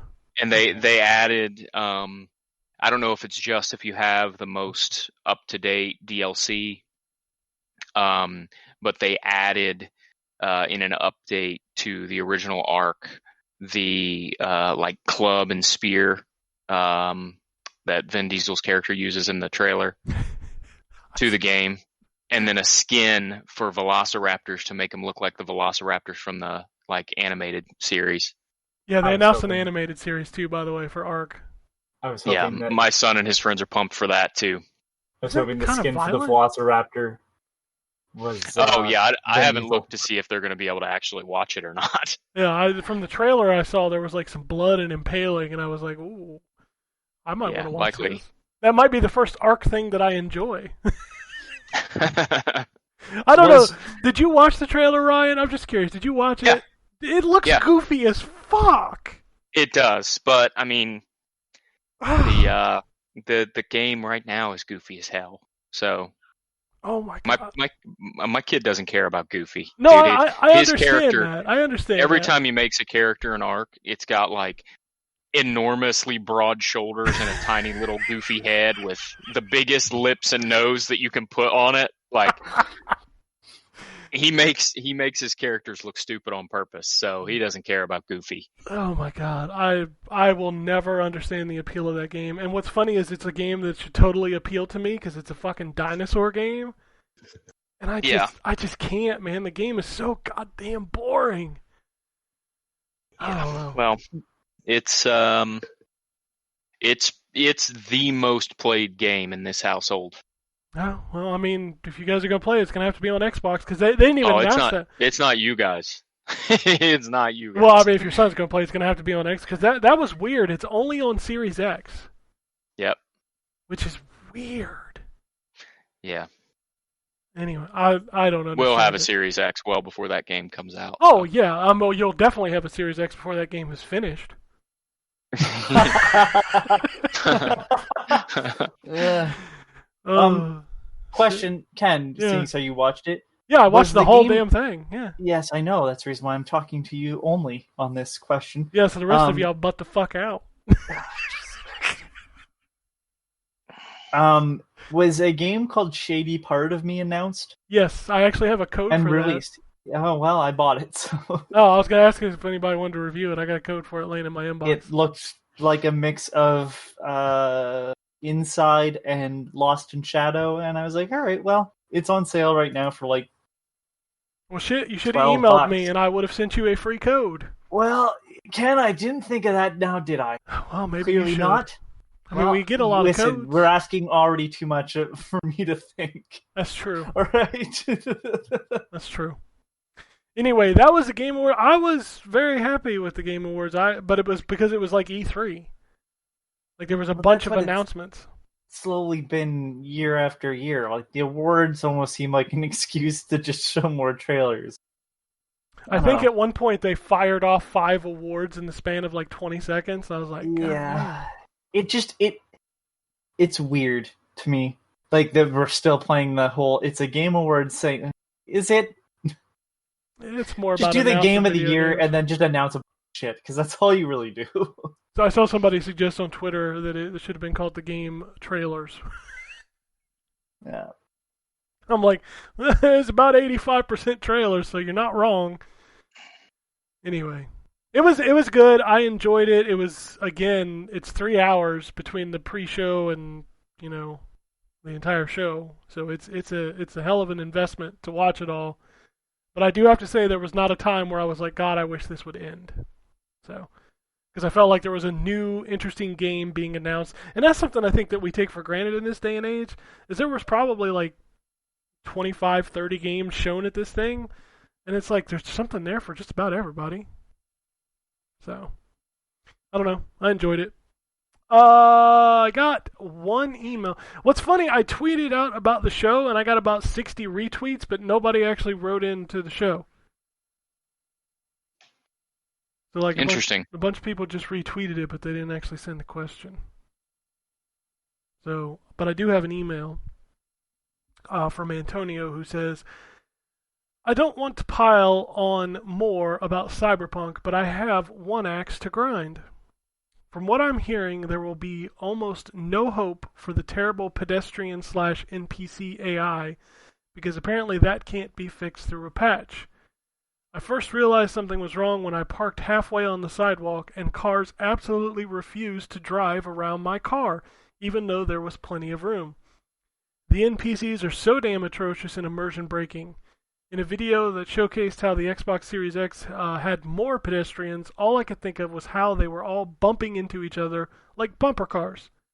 How much can they fix in regards to last gen? The biggest hurdle is going to be those standard hard drives and Jaguar CPUs. I don't think there's a lot of hope left for last gen, but we'll see. 2020 is the gift that keeps on giving. I'm playing on the PS5, and after turning off HDR, I definitely feel like I can play through this game, which I will. Gameplay and story-wise, I'm loving it. Hopefully there'll be a new Game Plus mode when the current gen versions get their versions. Well, they added New Game Plus to Witcher 3 after launch, so it wouldn't be a surprise. Wasn't that a DLC pack? I mean, it's free. Yeah, I mean their classification of a DLC pack. Yeah, they had 16 post-launch DLCs that were free, and I think New Game Plus was included in one of those. Yeah, I think you're right. Because every time I download The Witcher to a new hard drive, it's always like 40 items, but like 20 of them are small little DLC pieces. Right. They had some alternate looks. cosmetic things, Yeah. yeah, and a couple missions and stuff like that. Yeah. So I assume Cyberpunk will get the same kind of treatment where it gets a bunch of little post-launch little snippets of DLC, which are in fact like, oh, here's some new yeah, clothes. They already said that was going to happen. Yeah, we'll get some Keanu Reeves sunglasses or something. Oh. Yep. But anyway, yeah, I'm still looking at the Twitter, and like everybody retweeted it, but nobody actually fucking responded. Way to go, man.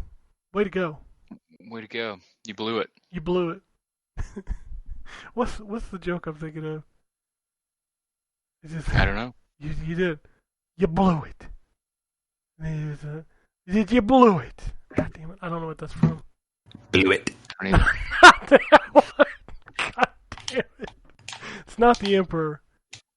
It's something else, and I can't think of it. You just keep saying, you blew it. I don't know. Blew it. What do you do when you go to church? You pew it. Pew it. Oh, shit. Anyway. If you What want we gonna do with this day old meat? stew it. Stew it. So fun. We're just doing the Game Grumps bit. That's all we're doing. It's true. It's funny, though. This shit was very funny. It's almost as funny as when they were doing the Mega Man bosses. Oh, shit. If you want to send us an email, it's podcasts@ztgd.com. If you'd like to follow us on Twitter, you can do that. I don't know why you would, but you can totally do that. Drew is at Drew Leachman. I am at ZTGD. Ryan is at WombatRP. You can follow the site at ZTGD Content and the podcast at N4G Podcast. And do something besides retweet my tweet. Tweet at us. One last thing No. for all those that are on Epic Games Store. First of all, you hear this, go get your copy of Tyranny and Pillars of Eternity. thank you for free. And then starting the 17th, what is it, 12 days, I think, you get free games. There's going to be a new game every day. So, Yeah. But you only have 24 hours to claim it, so make sure you start watching. I haven't booted up my Epic Games launcher in a very long time. Don't be like Ken. I mean, Get your free shit. you should totally be Those like, are two freaking awesome games for free. Yeah. I have Pillars of Eternity on the Xbox, and I'm not sure that I've ever booted it. It's an RPG-ass RPG. Yeah, I don't have no Yeah. time Yeah. for that shit. I was about to say, I don't think that would be Ken's cup of tea. Besides, I'm ass deep in Yakuza and fucking Assassin's Creed Valhalla. I'm still doing some stuff. I'll get to Cyberpunk eventually when it works. It took a little while. Yeah, I'll get to it when it works. I'm gonna leave it on my hard drive for now and watch it get patched. And check in on it when it gets patched and see how things are going. But I think I don't know what I'm gonna do. There's no, like we were talking about before the show. The next big game is Hitman, and that's not till Oh, yeah. January 20th. So like, we do this every year where it's like, oh, well, you can go catch up on your backlog, and then you don't. Oh, that's the best part is because now it's going to be mostly new console stuff and some like indie stuff, which is what I'll be covering basically from now on. The worst part is I'm sitting here bugging the fucking Screenwave Media dudes when they're gonna put AVGN on the fucking Xbox because I want to play it again on my Xbox, and they just keep saying soon. I'm like, y'all motherfuckers are using that term very loosely because soon would have been a month ago when you said soon last time. Give me the fucking video game. I'm gonna play it again. I want to give you money. Let me give you money. Yeah. Yeah. Yeah. Drew, Phoenix Down, Dead Space. Is that the last game of the year? What's going to be your number 100? Have you divulged that yet? I think Yes, we have. We are doing The Legend of Zelda Ocarina of Time. Holy shit, what a way to start 2021. No kidding. I don't know if you remember that game very well. Well, I'm playing the 3DS version of that game. Still, I don't know if you remember that game very well. It was a good video game in 1990, whenever it came out. I'm sorry, what video 1998. game? Zelda Ocarina of Time. Oh, yes. But No, it wasn't 98. What? It was 96. No, 64 came out. In I think it was 98. 98 was a hell of a 98. year. That's the same year Yeah. Metal Gear Solid came out. Wasn't And the the same year same as Final year- Fantasy 7? 7? No, that was 97. No, that was 97. Yeah, that was 97. 1998 was Metal Gear, Resident Evil 2, Zelda, apparently. Yeah. 98 was probably the best year in video gaming. Let's be fair about that. 1998 was fucking awesome. I was 18 that year. That was a really good year for me. I turned 13 that year. I was 17 that year. Drew was third. Anthony, how old were you? Were you born? What? Sorry, what year? 1998. I was 6. Oh man. The old pieces of shit. Oh, Yep. shit. Yeah, I was 18. I turned 19 in 1998, but most of the year I was 18 years old. I was like, yeah, I could do things now, like vote. And Sorry. go to war. Go to war in case we go to war. Sorry, I was trying to make sense of the article. It's from Sky News. EA is trying to buy Codemasters. Didn't Codemasters just buy something? No, Codemasters was going to be bought by Take-Two. I thought that was final. Apparently not. Huh. Imagine Codemasters getting bought by Take-Two and then bringing back Midnight Club, y'all. Or Smuggler's Run. Bring back Smuggler's Run. Like, it's not sure who they'll be with, but who are you gonna be with? Yeah, that's kind of like EA's put in their bid, apparently. I'm just still waiting on when Microsoft buys Sega, because the internet told me that's happening. Yeah. Sega. Also, how awesome was that Silent Hill trailer at the Game Awards? Sony's not. I just. Oh, speaking of disappointing news, that game that they showed back at the PlayStation thing, that Returnal from Housemarque, that looked really cool? Remember that game? What? Returnal? Yeah, sure. So, No. They showed a trailer of that at the Game Awards, and it looked like PT, because she was walking through a hallway in first person, and then it went to a door, and I was like, ha ha ha ha ha, and then it turned out to be Returnal. I found out what Returnal is. Top-down twin stick shooter. It's a roguelike.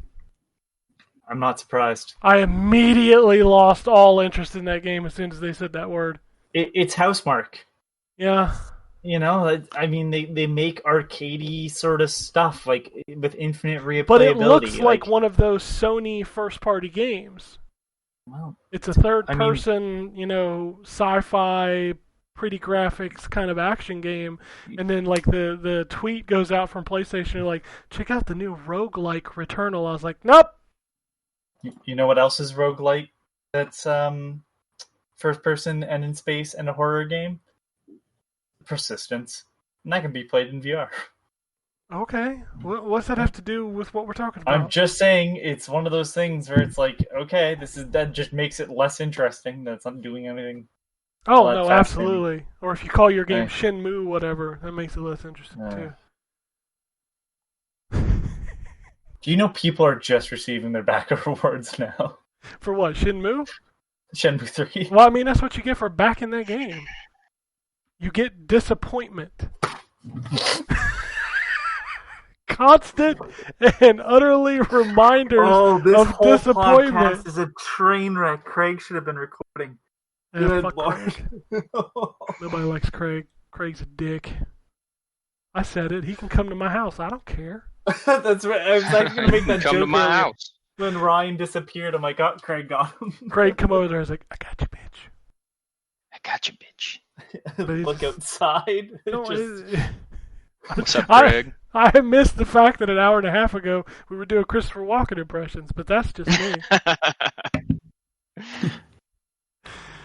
Oh, shit. Oh, I mean, unless anybody has anything else, I don't have anything. That's the end of this episode. I'm surprised nobody's made a bye Felicia joke on Craig yet. That's true. You know what else I'm surprised at? What? We're 1 hour, 58 minutes, and 29 seconds to the show, and not one mention of Don't bring food. up. Don't. God damn it. And not one what? Food. There's been not one mention of food. Oh, wow. Fuck. It's got to be a record, right? Just I'll tell you what, I'm hungry, so I'm gonna eat something as soon as we get off here. I don't know what it's gonna be yet, though. I think I'm gonna have on Sunday football now. I like to do Chef Boyardee pizza. Wow. What? You never had Chef Boyardee pizza, Drew? No, I have not. Really? That's the little pizza kits. Yeah, you make you get the kit, you make the dough, and you put the sauce on, you put the cheese on, you put it in the oven, cook it. Okay. It's not like a frozen pizza, so. Okay, but it's just the brand of Chef Boyardee. It has nothing to do with like the cans of ravioli. No, you don't put cans of ravioli on your pizza. Dude, you know what? It's when you say Chef Boyardee pizza, it's white trash enough for me to think that's totally a possibility. Are you judging me? Are you calling me white trash because I eat Chef Boyardee pizza? Because if you are, I'm okay with that. I was going to say I'm absolutely correct. I don't give a fuck about it. Drew eats Vienna sausage. I eat Chef Boyardee pizza. That's how we roll. Nasty motherfuckers. I eat chicken tornadoes. Also, I was waiting on it. You should have done the Dave Chappelle. Filthy motherfucker. Filthy motherfucker. Oh, shit. Shh. They coming. All right, I'm going to go have some Chef Boyardee pizza. Drew's going to go have some Vienna sausages. I don't know what shit y'all are going to eat. Eat what you love. I'm going to eat something. Eat something. Eat some fucking, I don't know. Shit's over. Peace out, bitches. Alrighty. And it goes something like this. Epic fail.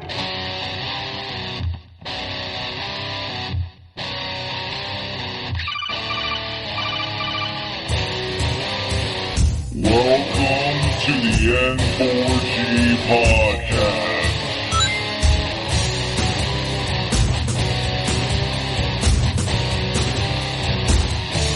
Oh, you can...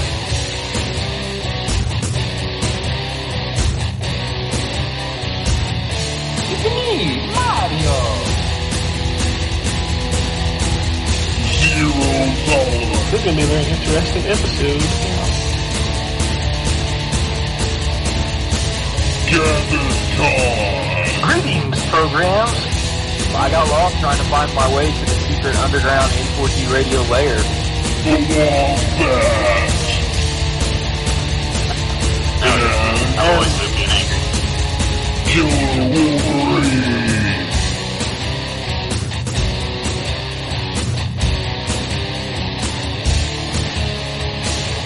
Play games, not consoles. No fanboys allowed. And then I killed the dragon. 8.0. Killed the dragon.